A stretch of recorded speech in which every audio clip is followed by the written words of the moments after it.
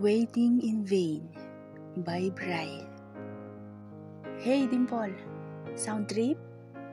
Huh? Bob Marley. Nakangising tanong ni Eleanor sa kaibigang si Maeve. What's with those songs anyway? Don't tell me you're reminiscing something. Makahulugang tanong pa nito. Course not. Bakit kapag ba magpapatugtog kailangan nagre-reminisce agad? Pasuplada naman na tugon ni Maeve. So, who's Stanley Arevalo? Pataas-taas pa ang kilay na tanong muli ni Eleanor na halatang nang aasar lang. Tila naman natigilan si Maeve sa naging tono nito kaya bigla itong napalingon sa kaibigan na napataas pa ang dalawang kamay tanda ng pagsuko. Where did you hear that name? Iritabling tanong ni Maeve. Subalit hindi niyon maitatago ang magkahalong lungkot at pananabig na panandali ang sumibol sa kanyang mga mata na agad din naglaho. Sorry, okay? Actually, di ko naman sinasadyang makita. Paliwanag ni Eleanor. Remember, you asked me to connect your Facebook account to Twitter? Hindi ko naman sinasadyang mabasa ang pangalan niya sa inbox mo. It's the only message in your inbox na hindi mo binubura. And it has been there for 4 years? Naintriga ako kaya naisipan kong asarin ka. Promise di ko binasa yun. Maliban sa first message na hindi naman maiwasang mabasa dahil naka-front. May bahid na sinseridad sa tinig na paliwanag ni Elle.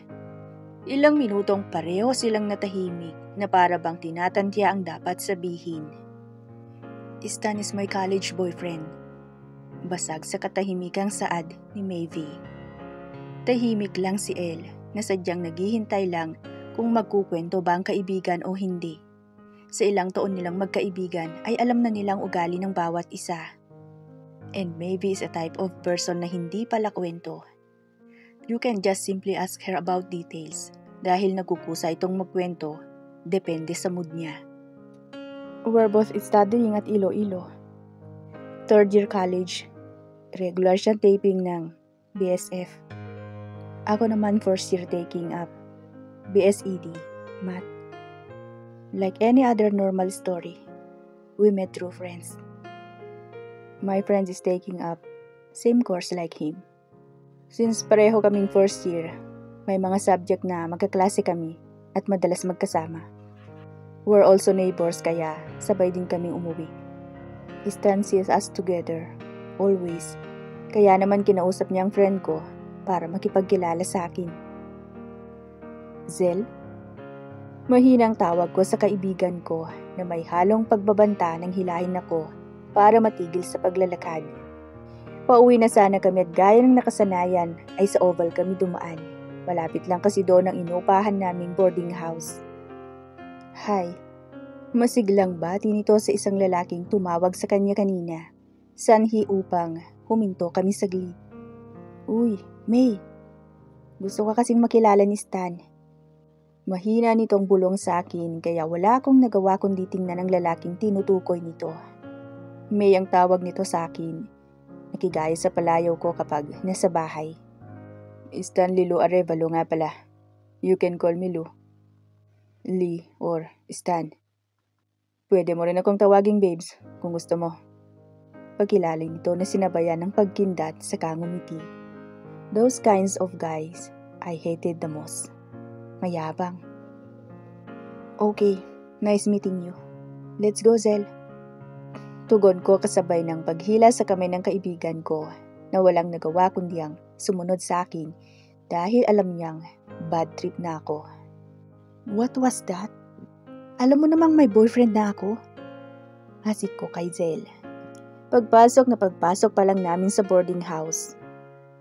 We are friends since high school. Siya kasi ang una kong naging kaibigan simula noong nag-transfer ako dito sa Concepcion, Iloilo.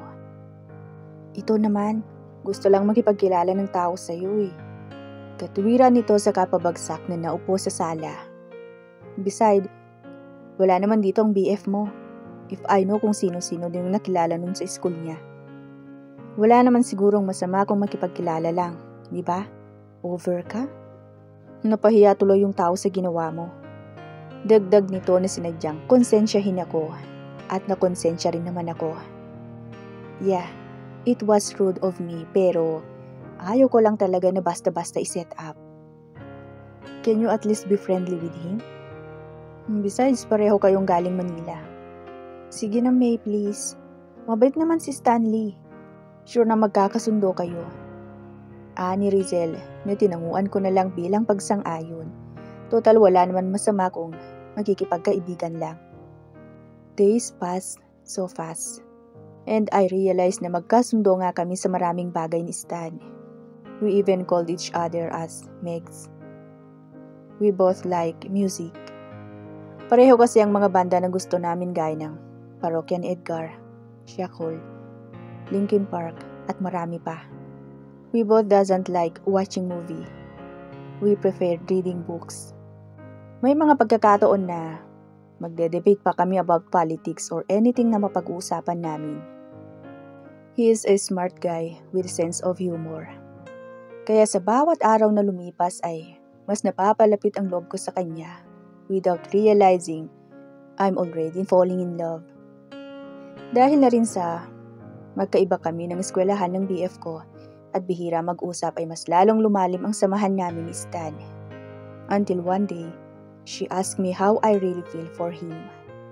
Megs, may 3-day seminar kami sa istansya. But before that, gusto ko lang linawin kung ano ba talagang status ng relasyon natin. I just want to have a clear mind habang di tayo magkasama ng ilang araw. I know I shouldn't ask you this but narinig ko na tanong ni Stan. I was really caught off guard kasi di ko alam kung anong dapat sabihin. Besides, I still have BF. He also know about him although di pa sila nagkikita ng personal. Megs, you know I still have BF, right? Besides, it's not fair. Can we talk in some other time? Naguguluhan kong sad subalit nagulat na lang ako nang bigla niya akong siilin ng halik. My body and heart reacted faster than my brain. Got my answer now, Megs. And yeah, we'll talk after my seminar. Gotta go. Take care, okay? I'll miss you. Naiwan akong nakatulala sa bilis ng pangyayari. But wait. He did not say anything that he likes me or what, right? Damn. I feel like I'm in a deep shit. What? So you mean nag-2-time ka? Singit ni Eleanor, kaya pansamantalang naputol ang pagkukwento ko. No, it's not like that. Pagtatanggol ko sa aking sarili but deep inside, yeah, that was it. Sa paghalik ni Stan, naging kayo na ganun? No, yes, ewan. Itutuloy ko pa ba ang kwento ko o magtatanungan na lang tayo? Naiirita kong tanong na ikinatahimik lang naman ni Eleonora. Saka sumenyas na ituloy ko na ang kwento. The last 3 days na nasa seminar siya ay halos hindi ako makatulog. I was restless. Hindi ko sinasagot ang tawag o mga text ni Stan. I'm afraid and at the same time confused. I tried to busy myself with studying really hard, but I still can't get him out of my head. On the 3rd day, I wasn't expected him to come. Although, alam ko na yun ang araw ng balik nila. I was about to go to buy some of my stuff. Pero natigilan ako pagbukas ko ng pinto. There he is, standing and was about to knock on my door. Ilang segundo kaming nagkatitigan na para bang tinatantya ang susunod na mangyayari. The next thing that happened was pure bliss. He hugged me tight for a few seconds before he claimed my lips like a hungry man. We stayed like that for a few minutes till we are both breathless. It's only then that I realized na hindi pa pala siya umuwi sa kanila. Dahil agad siyang dumiretso sa boarding house ko. He's still carrying his bag na dala niya pagpunta ng seminar. May ilan din siyang dalang plastic na basta na lang niya nilapag sa sahig nang niyakap ako. Why? Why you did not answer any of my calls and message? Akala ko ba okay tayo? Pagkuway tanong ni Stan sa akin na hindi ko nagawang sagutin. Sa halip, napayuko lang ako. Damit. Alam mo bang first day pa lang gusto ka nang bumalik dahil nag-aalala ko sa'yo? Don't you still get it, maybe? Mahal kita. Mahal na mahal kita. Agad akong napangat ng tingin na agad ding napayuko nang makita kong seryoso siyang nakatitig sa akin. I want to say something pero walang kahit na anong tinig ang lumabas sa aking mga labi. He just stared at me na sadyang hinihintay kung ano man ang nais kong sabihin. I admit that I like you to Stan, but it's wrong. We know that we can't be together. Mahina akong sabi subalit wala akong narinig na kahit na ano mula sa kanya. Kaya pinagpatuloy ko na lang kung ano man ang nais ko pang sabihin. First, we both know na may boyfriend pa ako. It's not fair for him kung basta na lang kita sasagutin. Dahil ikaw ang nandito. Why don't you get the point? It's because of Rain, isn't it? Putol niya sa paliwanag ko na ikinailing ko na lang. Who's Rain? Hindi napigil ang tanong ni Eleanor na napakunot ng noo na animoy inalala kung may nabanggit na ba akong pangalan na Rain sa umpisa. Rain is Stanley's son. Mahina sagot ko. When I say that, he have some issues in Manila, kaya siya nag-transfer sa Iloilo. It's all about his son. He was on his first year college nang makabuntis siya. Gusto niya sanang panagutan yung bata, kaso yung babae mismo ang ayaw. She even said na hindi naman si Stan ang totoong nakabuntis. That's when he decided to transfer. But after manganak ng babae, somebody told him na siya talagang ama ng bata and the girl's family doesn't want him. Plano pala nitong pikutin ang isa pa nitong boyfriend na mayaman, but it didn't work out. Liz, kawawa naman pala si Stan. Napangiti na lang ako sa sinabi ni Eleanor, pero ang lungkot sa aking mga mata ay hindi ko maiwasang sumibol. No, it's not like that. No, it's not like that. Just give me some time. I just want to talk to Leonard and clear anything. Please, try to understand me. Muli kong paliwanag na ikinabuntong hininga niya. He walked closer to me and closed the gap between us. Okay, I'm sorry, Megs. I hugged him even tighter. Before I realized it, I was crying already. God, I must really love him so much that it hurts me more than I imagine. As I promised him, I talked to my BF. Pero hindi siya pumayag na makipaghiwalay. Instead, he gave me time to think. He even said while smiling, though the sadness in his eyes cannot hide it. I just want you to know that I'll be waiting for you. Megs, have you heard that song of Bob Marley's? Waiting in Vain. Narinig kong tanong ni Stan. We were sitting outside of my boarding house. Nakahiga siya sa lap ko habang pinaglalaroan ko ang ilang hibla ng buhok niyang tumatabing sa kanyang mata. Sinasabayan niya yung kanta na pinapatugtog ng kapitbahay. It's one of his favorite reggae music. We've been in a relationship for a few months now. Just like any normal relationship, we also have ups and downs. We fight and we patch up. After graduation, hindi na tayo magkikita. I'm going back to Manila. I thought we already talked about that. Pumayag na ako, diba? Besides, I still have 2 years left kaya hindi ako agad makakasunod. I'll wait for you. Okay. Bawal ka magpakilala kung kaninong lalaki. Anya na tinawanan ko lang. Baka ikaw ang kung kani-kanino makipagkilala ka mo. Sabi ko na pinanlakihan pa siya ng mga mata. But instead, he held my hand and put it on the top of his chest. Promise, hindi po.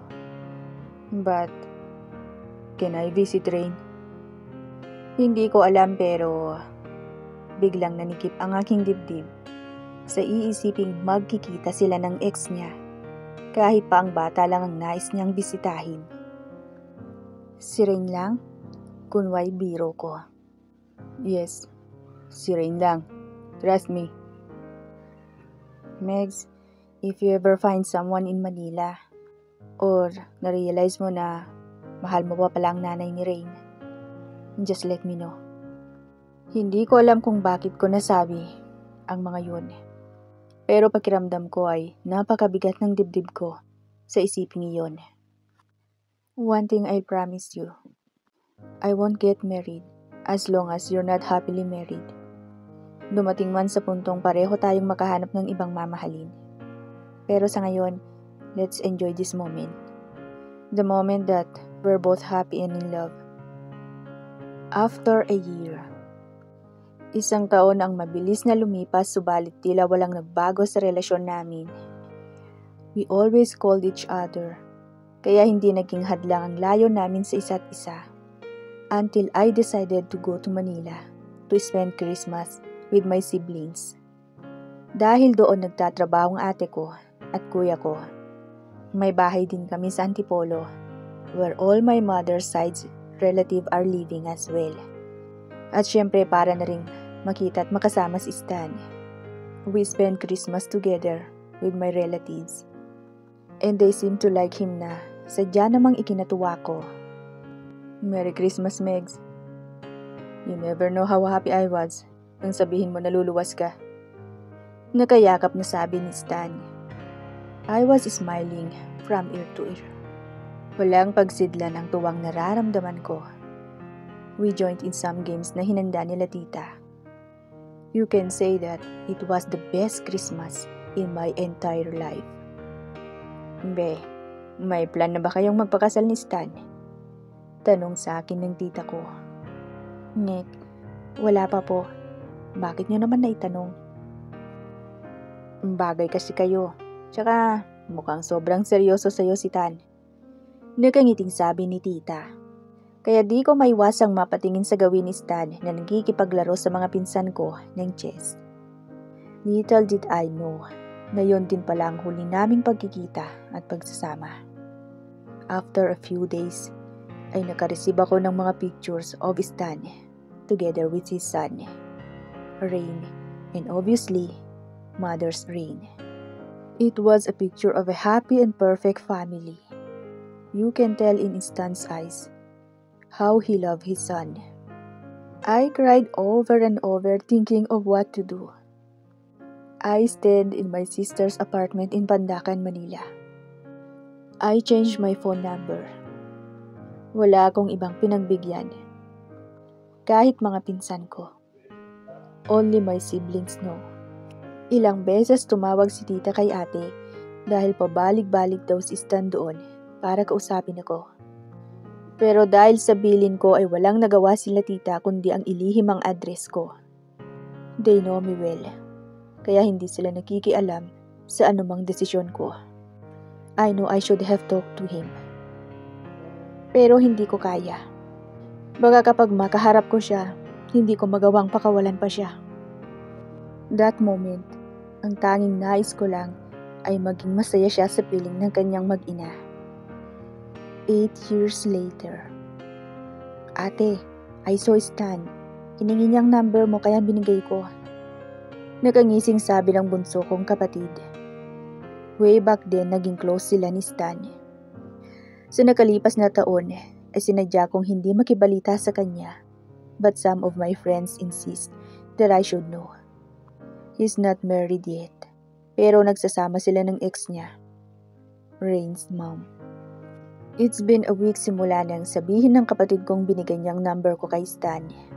Kaya naman sa tuwing magriring ang phone ko at hindi naka-registered ang number sa contacts ko, ay kinakabahan ako. Until the day he called me. I was uncertain whether to answer the call or not. Till I decided to answer it. Pagbungad pa lang, alam kong siya na yun. Megs, Don't hang up. Just answer me. Why? Why did you just disappear without saying anything? Stan, you already have a family. Just forget about me. Pigil ang luhang sagot ko. What? You just end the call without answering him? Tila nairitang tanong ni Eleonor. May mga bagay na hindi na kailangan pang intindihin. You just have to accept it and let it go. May lungkot sa tinig na sagot ko. Just answer me. Iyong totoo. Answer me from your heart. Kaya ba hindi ka nakikipag-date at tinanggihan mo ang proposal ng ex mo 3 years ago dahil kay Stan? Walang prenong tanong ni Eleonor na hindi ko agad nasagot. Am I still waiting? For what? Hindi ba't ako naman ang nang-iwan? I know deep inside of me, all I want is for him to be happy. Minsan, madalas ko yung tinatanong sa sarili ko. Mahal ko pa nga ba siya?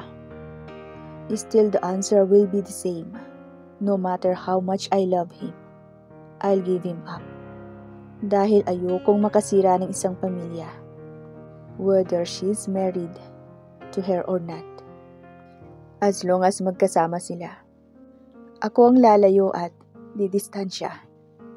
There are so many ways to be brave in this world.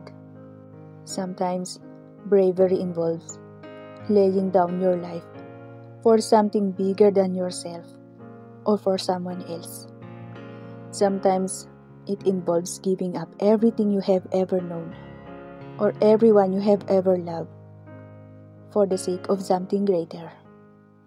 But sometimes, it doesn't. I guess, that's just a part of loving people. You have to give things up. Sometimes you even have to give them up. Sometimes, when you sacrifice something precious, you're not really losing it. You're just passing it on to someone else. This one is based on a true-to-life story. Please do not re-upload the video. Thank you.